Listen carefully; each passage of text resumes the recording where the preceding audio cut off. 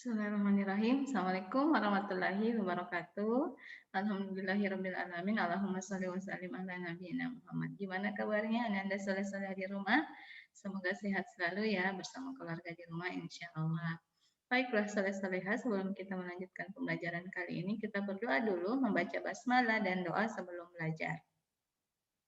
Bismillahirrahmanirrahim. Rabbi zidni ilman warzuqni fahman wa 'allimni bis-sholihin. Baiklah, saleh-saleha, materi yang akan kita pelajari pada kesempatan kali ini yaitu pembelajaran IPA ya di kelas 5. Adapun materinya adalah tentang organ peredaran darah pada hewan. Nah, poin materinya adalah yang pertama peredaran darah terbuka dan tertutup, yang kedua peredaran darah pada cacing, yang ketiga peredaran darah pada ikan, yang keempat adalah peredaran darah pada katak, dan yang kelima adalah peredaran darah pada burung. Nah, saleh-saleha ya ini digambar ya. Kalau di pertemuan sebelumnya kita sudah mempelajari tentang peredaran darah pada manusia, organ-organnya, kemudian prosesnya. Nah, sekarang kita mempelajari tentang organ peredaran darah pada hewan. Nah, di gambar ini ada bagaimana peredaran darahnya ikan, kemudian pada katak dan pada reptilia dan pada hewan mamalia. Nah, Oke, soleh-soleha, kalau pada hewan ada dikenal peredaran atau pada makhluk hidup dikenal peredaran darah terbuka dan tertutup. Nah, kalau pada manusia peredaran darahnya adalah peredaran darah tertutup. Kenapa? Kenapa? Karena peredaran darah tertutup adalah peredaran darah yang darahnya selalu beredar di dalam saluran tertutup atau lebih dikenal dengan pembuluh darah. Masih ingat ya, pembuluh darah pada manusia itu ada pembuluh darah arteri dan vena. Nah, peredaran darah tertutup berarti darahnya selalu berada di dalam atau beredar di dalam pembuluh darah. Sedangkan peredaran darah terbuka ya salurannya bersifat terbuka berarti kadang darahnya tidak selalu berada di dalam pembuluh darah. Contohnya pada serangga ya, serangga itu memiliki sistem peredaran darah terbuka. Oke. Nah, kita ke peredaran darah hewan yang pertama yaitu peredaran darah pada cacing. Nah, peredaran darah pada cacing adapun organnya terdiri atas jantung utama atau pembuluh dorsal, kemudian ada jantung tambahan dan pembuluh ventral utama. Jadi, secara ininya ya, secara sederhananya digambarkan seperti ini ya peredaran darahnya. Jadi, jantung, kemudian ke pembuluh cabang kecil pada masing-masing organ, kemudian kembali lagi ke jantung. Nah, seperti ini ya, vermes atau nama lainnya adalah cacing. Nah, sistem peredaran darah pada cacing adalah tertutup. Kenapa? Karena darahnya selalu berada di dalam pembuluh darah atau berada di dalam pembuluh darah. Adapun aliran darah ya, arah aliran darah pada cacing di dalam tubuh cacing ya. Nah, jika jantung dan pembuluh punggung ya pembuluh dorsal ini berdenyut, maka darah akan mengalir menuju pembuluh perut dan pembuluh kapiler. Kemudian oksigen yang diserap oleh kulit cacing secara difusi ya akan memasuki kapiler dan diikat oleh hemoglobin yang akan menuju pembuluh punggung untuk dipompakan ke seluruh tubuh.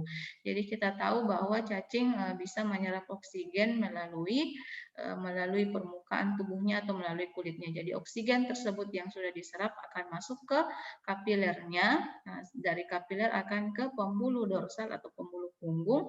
Nah, dari pembuluh punggung akan berdenyut, akan beredar ke seluruh tubuhnya. Nah, ini tentang peredaran darah pada cacing. Nah, untuk selanjutnya adalah peredaran darah pada ikan. Nah, sistem peredaran darah pada ikan juga termasuk peredaran darah tertutup dan tunggal. Peredaran darah tertutup karena selalu berada di pembuluh darah dan peredaran tunggal karena satu kali beredar di dalam tubuhnya atau di organ peredaran darahnya. Nah, adapun organ peredaran darahnya yaitu terdiri atas jantung. Jantungnya ada dua, terbagi menjadi dua ruang ya. Ada atrium dan ventrikel. Kemudian ada insang, ada aorta, ada insang, kemudian aorta dorsal dan pembuluh kapiler. Nah, prosesnya adalah ya darah akan dipompa di jantung. Darah yang dipompa di jantung akan mengalir melalui aorta kemudian ke insang. Nah, di insang ini kan fungsinya untuk mengambil oksigen dari air. Nah, setelah mengambil oksigen dari air, maka darah yang mengandung oksigen tersebut akan beredar di seluruh tubuh melalui aorta dorsal kemudian ke pembuluh kapiler. Nah, setelah di kapiler terdapat darahnya akan mengandung karbon dioksida, maka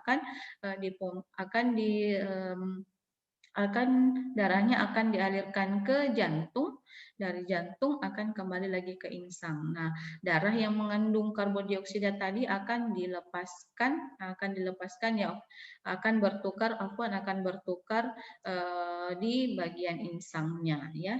Nah, darah yang eh, mengandung karbon dioksidanya akan bertukar dengan oksigennya di insang gitu ya. Nah, selanjutnya adalah pada katak. Katak dan amfibi lainnya mempunyai jantung yang terbagi menjadi 3 ruang ya, dengan 2 atrium atau serambi yaitu atrium kanan dan atrium kiri ini ya. Jadi katak jantungnya terbagi menjadi 3 ruang. Kalau tadi ikan menjadi 2 ruang. Kalau pada katak menjadi 3 ruang, nah 2 atrium dan 1 ventrikel. Nah, di dalam ini ya terdapat katup atau sekat yang mencegah darah pada ventrikel agar tidak ini ya sekatnya agar darah yang di sini tidak mengalir lagi ke atrium. Nah, prosesnya adalah darah yang mengandung oksigen dari paru-paru ya akan masuk ke atrium kiri. Dari atrium kiri akan dipompa oleh jantung, diedarkan ke seluruh tubuh melalui aorta. Nah, kemudian terdapat kapiler. Nah, di kapiler inilah terjadi pertukaran darah yang mengandung oksigen, pertukaran oksigen dengan CO2. Nah, darah yang mengandung karbon dioksida kemudian akan diangkut lagi oleh pembuluh vena ya, dikembalikan ke jantung bagian atrium kanan.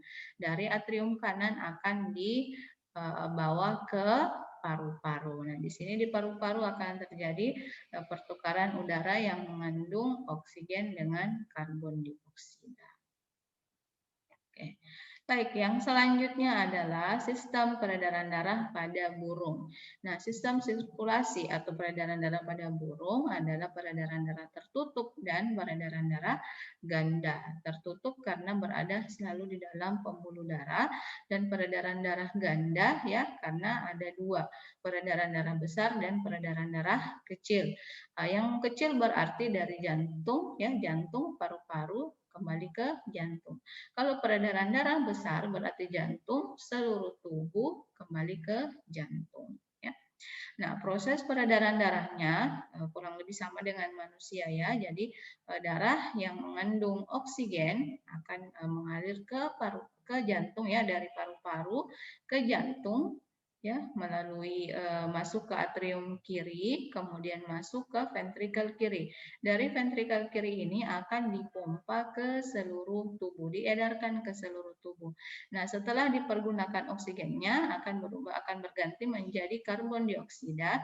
Nah, karbon dioksida tersebut akan kembali ke jantung ya, melalui vena kembali ke jantung, jantung bagian atrium kanan, kemudian ke ventrikel kanan, dari ventrikel kanan kemudian dikembalikan ke paru-paru. Nah, beginilah proses peredaran darah pada burung. Iya, Masya Allah ya, saleh-saleha, kita sudah tahu bagaimana proses peredaran darah kita. Nah, ternyata hewan juga memiliki proses peredaran darah yang Masya Allah dengan segala ciptaannya Allah itu semuanya sempurna. Ikan ada insangnya, kemudian kalau pada burung itu ada namanya pundi-pundi udara. Nah, semoga dengan mengetahui segala yang ada di sekitar kita ya, mengetahui penciptanya Allah Allah yang maha sempurna, itu bisa meningkatkan keimanan kita ya, rasa kagum kita kepada Allah sehingga bertambah takwa kita kepada Allah insya Allah. Baiklah soleh-soleha, demikianlah materi yang dapat Ustazah sampaikan pada kesempatan kali ini. Terima kasih atas perhatiannya. Assalamualaikum warahmatullahi wabarakatuh.